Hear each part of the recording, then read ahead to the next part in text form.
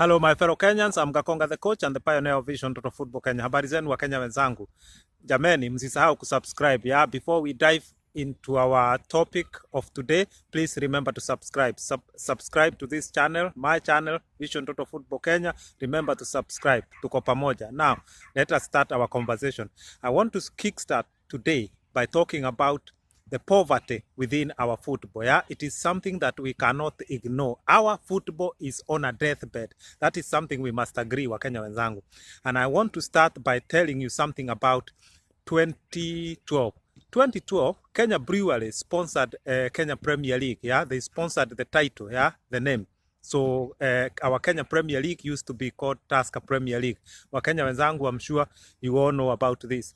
Now from there, that was a 4-year deal, yeah, and then from 2012. Now, 2015, Sport Pesa came in and sponsored Kenya Premier League, yeah, and the deal was for 360 million Kenya shilling. That's from 2015 to 2018.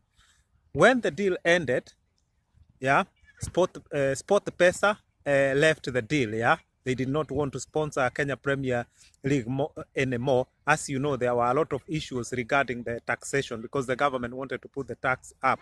The tax was going to be 37%. But finally, the government renegotiated that tax for betting companies. I think now is 14%.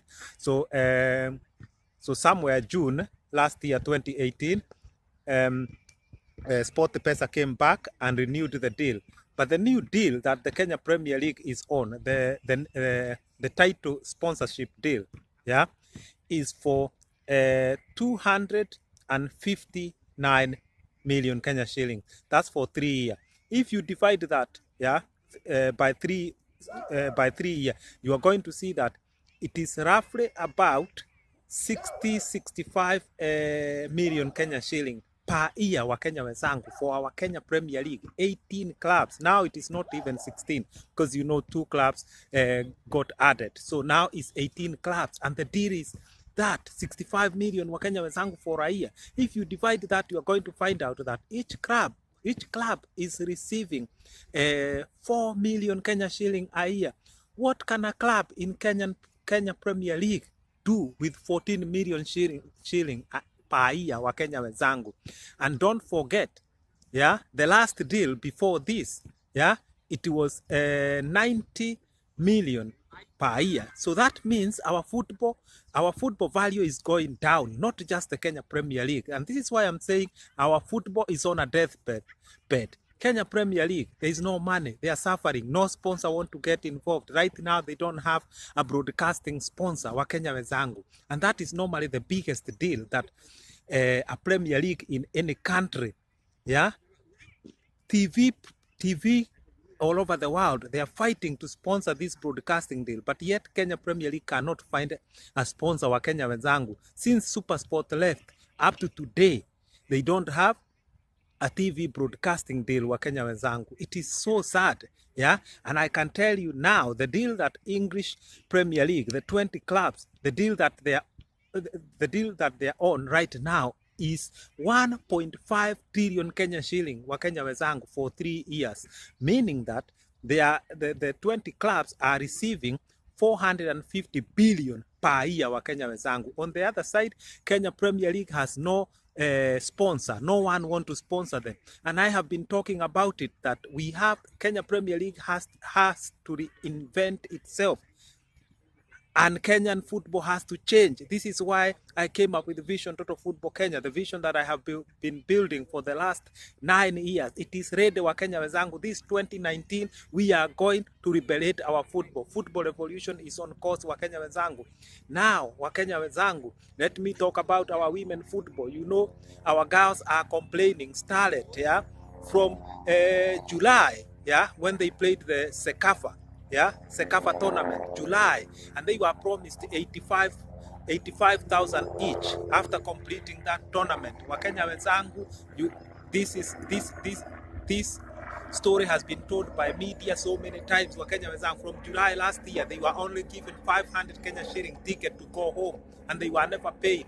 Now, October again, they were called, at the camp to train for Women Africa Cup of Nations. Again, when when the camp was finished, 3 weeks training, they were staying at Utalii College, no Utalii, Utalii College where they train. That Utalii College is still owed money today by FKF. The women team, after training in October, the girls were given 15,000 Kenya shilling to go home. Up to today, they have never been paid for the July Sekafa tournament and for the 3 weeks camp that in October. Yeah, they are still owed that money. So the money is accumulating. They have never been paid, Wakenya wenzangu. And these girls, they have been complaining. They have been saying that they have families relying on them, but they have never been paid. How can we encourage our women to play football, Wakenya wenzangu, like this? FKF keeps saying they don't have money. They are waiting money from the government. They have nothing to pay the women. Now, the men team, because the men team has qualified for Africa Cup of Nations, the focus has shifted. Yeah, so now everyone is thinking about the men team. Wakenya wenzangu, our girls are suffering. Our women team is suffering. Let us support our women football. But this is not going to happen, Wakenya wenzangu, until we sort our football system so that our football can become commercially viable. Right now, there is no money in our football. No sponsor want to get involved. Let us talk about Harambee Stars, Wakenya wenzangu. Harambee Stars, you know, they don't have a kit sponsor. Right now, they don't have a kit sponsor since Mafro, that company, 2017, that promised to sponsor 25 million Kenya shilling a year. In 2017, I saw them being paraded on TV by FKF. But that deal never went through Mafro, yeah? They did not sponsor the kit, so Harambee Stars have no sponsor. I've heard through the media that FKF has approached, yeah, over 45 sponsors. No one want to sponsor Harambee Stars, Wakenya wenzangu. This is why I'm saying our football is on a deathbed. Wakenya wenzangu, we are facing we are facing the most dangerous situation when it comes to football. Yes, we qualified for Africa Cup of Nations, but think about it. I call it circumstantial qualification because Sierra Leone got banned. Ghana got own goal. The team were increased from 16 to 24. So Wakenya wenzangu, you can see why we have qualified. It is not that our team is good. It is not that our football is paying. Our football is not paying. Right now, FKF and every other federation in Kenya is waiting for the sports fund that the government is promising to release. But Wakenya wenzangu, we cannot continue like this. Sports in Kenya must start to pay. Yeah, this is the worst situation we have faced for a very long time, that the sports industry is going down and down. Yeah, whereas in other countries the sport industry is going up and up and up. Wakenya wenzangu, I said before in my last in one of my videos that in England today the sport industry is bringing 2.5 trillion Kenya shilling. Wakenya wenzangu, yeah, football alone is bringing 70 billion to English economy per year. Wakenya wenzangu, this is serious. These are not just statistics. These things that we should consider, Wakenya wenzangu. So when I say I'm fighting for a better football for Kenya, I'm fighting for a football evolution. It is not because of it's not because of my selfish interest, me wanting to be the chairman of FKF, me wanting to be the leader of football in Kenya. Wakenya wenzangu, that is wrong. I want to help Kenya sort the football system, and then the football can be run properly. All the way from grassroots to Harambee Stars huko. We are going to sort it ourselves. The blueprint is on the table. The plan is on the table.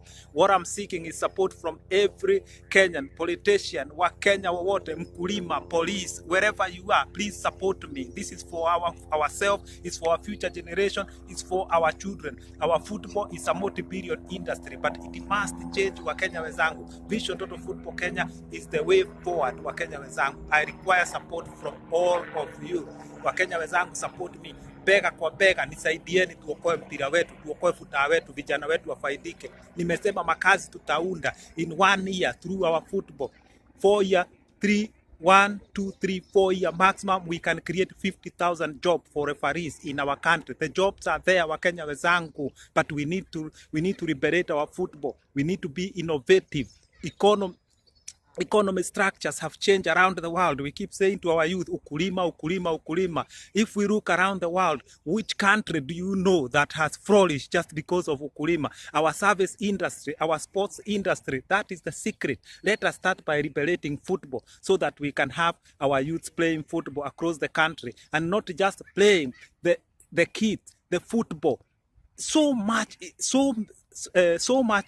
economy, yeah, benefit that is going to come through is a lot to Wakenya wenzangu. This is why football is going to set pace, and then the rest can follow. Athletic, rugby, this type of sports where they are draining the government is not good, Wakenya wenzangu. The amount of money that is in sports fund, 15 billion. Imagine if that was put, was spent to build and equip referral hospitals, because sports industry is making money, yeah, to reinvest back. Imagine where we would be as a country. So the government is trying so hard, Wakenya wenzangu, but the sports industry has killed itself.